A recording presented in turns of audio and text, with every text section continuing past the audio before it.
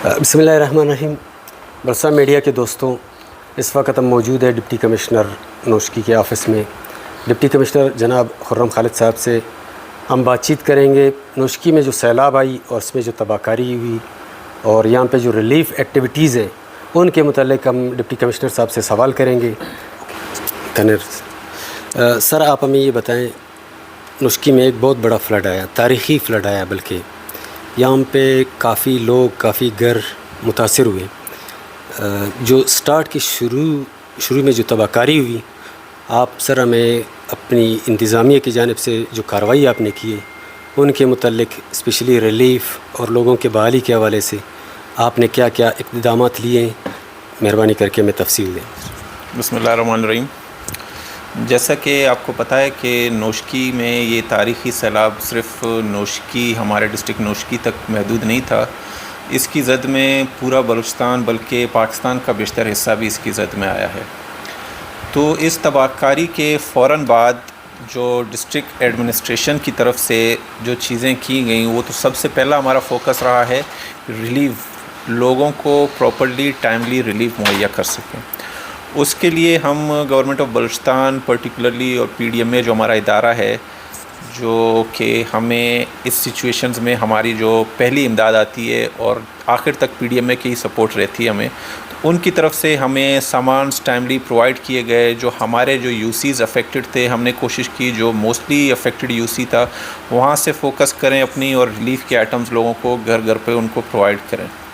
इस सिलसिले में शुरू में हमें कुछ दिक्कत आई कि बीच में बारिशों की वजह से रास्ते बंद हुए और कुछ सामान हमारे टाइमली 6-7 दिन इधर नहीं पहुंच सके, क्योंकि मस्तूं की तरफ से बीच में रास्ता बंद हुआ था। उसके बाद कुछ सामान और आए, तो हम इसी तरह कोशिश कर रहे हैं। हमारे जो 8 डिक्लेयर्ड कैलेमिटी हिट डिस्ट्रिक्ट्स थे उनको हमने कवर किया।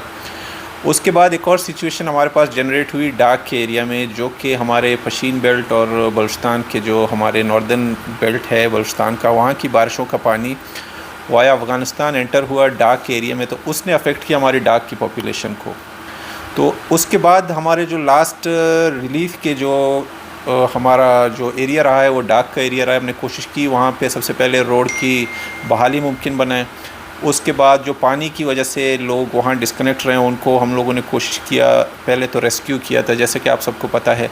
रेस्क्यू के बाद वहाँ रिलीफ आइटम्स पहुँचे और फिर वहाँ हमने प्रॉपर्ली मेडिकल कैंप्स लगवाएँ। 2 दिन पहले भी हमारा लास्ट मेडिकल कैंप वहीं पे हमारे लगा था।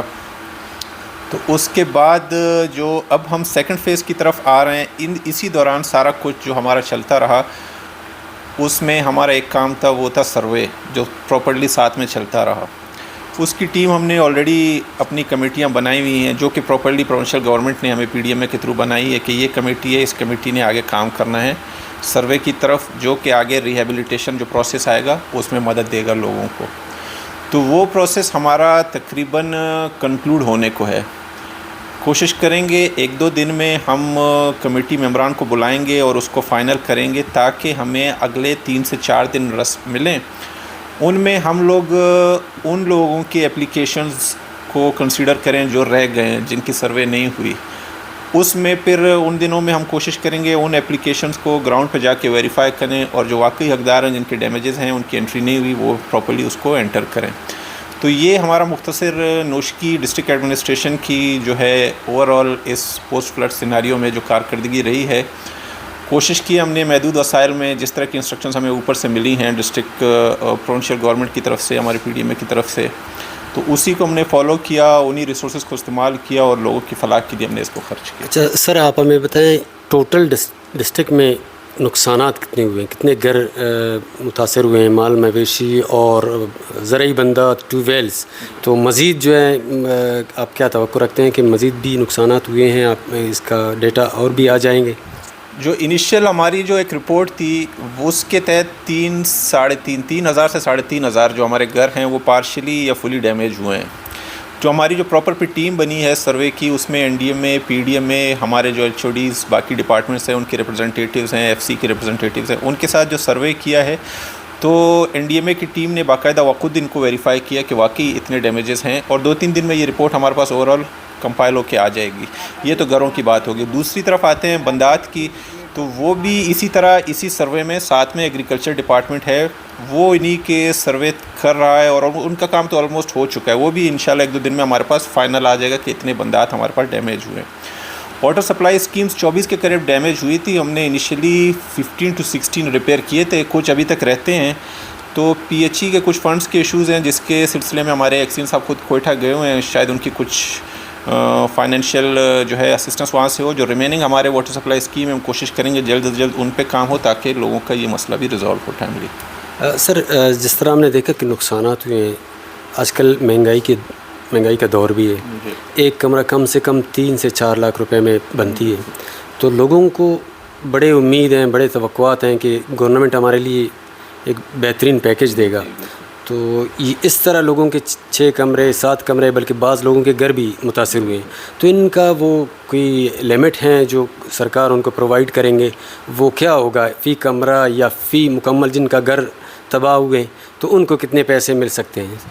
ये कम्प्लीटली प्रोविंशियल गवर्नमेंट और पीडीएमए का डोमेन है, वो कितना पैसे उसको देंगे। क्योंकि अगर वो पर्टिकुलरली सिर्फ नोशकी को देख के ये असेस करके वो अपनी फाइनेंशियल एड जो नहीं देंगे, ओवरऑल बलूचिस्तान ओवरऑल पाकिस्तान को देख के जो उनका अपना बजट है उसी हिसाब से वो अपनी एक तरतीब बनाएंगे और लोगों को देंगे। जो हमारी तरफ जो हमारी रिस्पॉन्सिबिलिटी बनती है कि वो किसी की अकतलफी ना हो, जिसका नुकसान हुआ है वो सर्वे में हो और जिसका नहीं हुआ है उसका बिल्कुल कोई गुंजाइश नहीं हो कि सर्वे रिपोर्ट में उसके नाम या उसकी एंट्री वगैरह हो। हम फोकस इसी पे कर रहे हैं मेनली। सर कुछ लोग बाकी रहते हैं, मुमकिन है कि मतलब वो आपके जो इंतज़ामिया के लोग हैं उन तक रसाई नहीं हुई। पहाड़ी इलाके हैं, दूर दराज इलाके हैं हमारे डिस्ट्रिक्ट के, तो उनके लिए क्या होगा? इनके लिए कोई तौसी है कि उनकी जो है सर्वे मुकम्मल किए जाएँ? क्या प्रोग्राम है इनके लिए? उसमें यह है कि इंशाल्लाह कोशिश हम कर रहे हैं 1-2 दिन में फ़ाइनल इसकी मीटिंग कर रहे हैं।